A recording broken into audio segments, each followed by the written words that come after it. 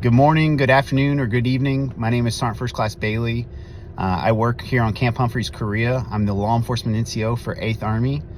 I'm part of MLCDL 403-25-01 class.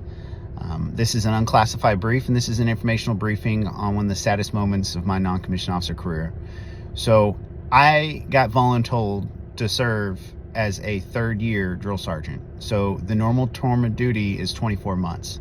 It is a very extremely tiring and hardest jobs that I've ever had in my NCO career. It's right up there being a squad leader in Afghanistan. The amount of work and effort that you put in, you're just busy. You don't have any free time. I planned out, the reason why it was sad for me is I planned out my first birth of my first child towards the end of my term. So when I termed, I can go be a parent. Well, that didn't work out in my favor. I ended up getting told to volunteer for a third year. I got told by a sergeant major that never did the job, and he said, so what, suck it up.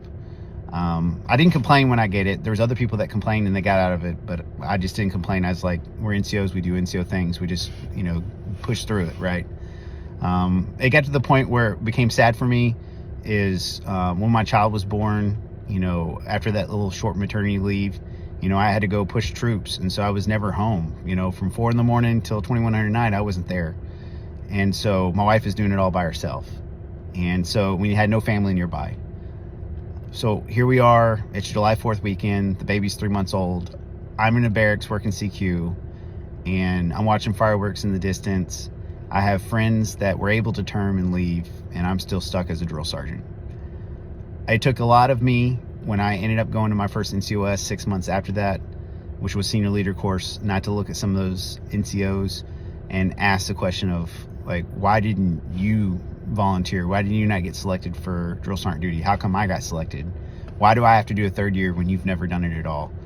But that's way back in the past. I've gotten over it. I've gotten used to it because it takes a special individual to be able to do that job, just like it takes a special individual being NCO, like everyone that's a part of this class. You guys are senior NCOs for a reason, because you got there for a reason, because you're great at what you do. You're great at leading soldier, and officers look upon us to give them sound judgment and decisions. And so, as said, I got over it. It is what it is. That was the saddest moment. Any questions or comments, anything, just put it below in the thread. Thank you.